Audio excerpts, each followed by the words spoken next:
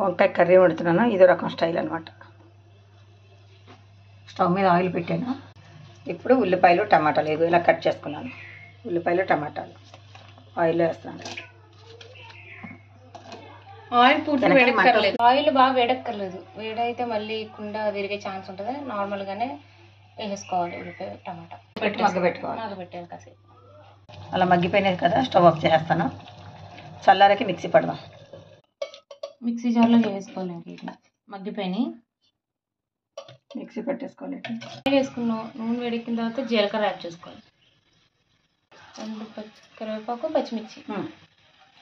2 కరివేపాకు సారీ 2 పచ్చిమిర్చి కరివేపాకు. అల్లం వెల్లుల్లి పేస్ట్. అల్లం వెల్లుల్లి పేస్ట్ వేగిపోవాలి. అయిపోయాక వేగిపోయింది. ఇప్పుడు అందులోకి పొడవుగా కోసిన వంకాయ ముక్కలు. ఇది వంకాయ గ్రేవీ.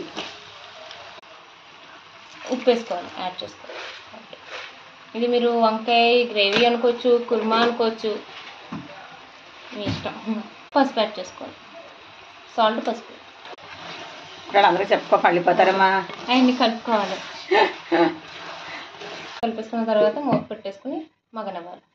మగ్గిపోయి ఇప్పుడు కారం యాడ్ చేసుకోవాలి. వంకాయలు మగ్గిపోయి తగినంత కారం, కూర కారం.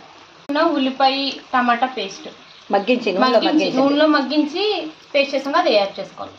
ఇప్పుడు ఇదంతా బాగా కలుపుకోవాలి. విడిపోకుండా జాగ్రత్తగా కలుపుకోవాలి. పర్రా కలిపామంటే మగ్గిందంతా పేస్ట్ అయిపోద్ది. వంకాయలన్నీ చాలా జాగ్రత్తగా చేసుకోవాలి. ఉల్లిపాయలు నూనెలో మగ్గబెట్టినాయి కాబట్టి ఎక్కువసేపు మగ్గక్కర్లేదు. కొంచెం సేపు చాలు. మీగడ పాలు యాడ్ చేసుకోవాలి. ఇప్పుడు కొంచెం లైట్గా మగ్గిన తర్వాత కొంచెం పెరుగు అంతే. పాలల్లో హాఫ్ పెరుగు. జీడిపప్పు ఉంటే జీడిపప్పు పేస్ట్ వేసుకోవచ్చు. అదొక రకం కూర. ఇదేంటంటే పాలు పెరుగు వేసిన కూర. జీడిపప్పు గసగసాలు డ్రై రోస్ట్ చేసేసింది అదొక కూర. అది డ్రై ఫ్రూట్స్ వేసి అలా కొంచెం చేస్తాం. జీడిపప్పు బాదపప్పు గసగసాలు. ఇది వచ్చేసరికి పాలు పెరుగుతో చేసే కూర. మసాలా కూడా ఇప్పుడు యాడ్ చేసుకుంటున్నాం. మీది కుండ కాబట్టి ఎక్కువ వేడి ఉంటుంది కానీ ముందే యాడ్ చేసుకుంటున్నాం మేము. మీరైతే ఒకసారి పాలు పెరుగు వేసాక కాసేపు కుక్ అయిన ఇచ్చిన తర్వాత లాస్ట్లోనే వేసుకోవచ్చు. ఒకసారి మళ్ళీ గరం మసాలా వేసి 5 minutes ఉడకనివ్వచ్చు. ఇప్పుడు మూత పెట్టేసుకోవడమే. కాసేపు మగ్గనిద్దాం. స్టవ్ ఆఫ్ చేసేస్తున్నాను. అయిపోయింది. రెడీ. వంకాయ గ్రేవీ రెడీ.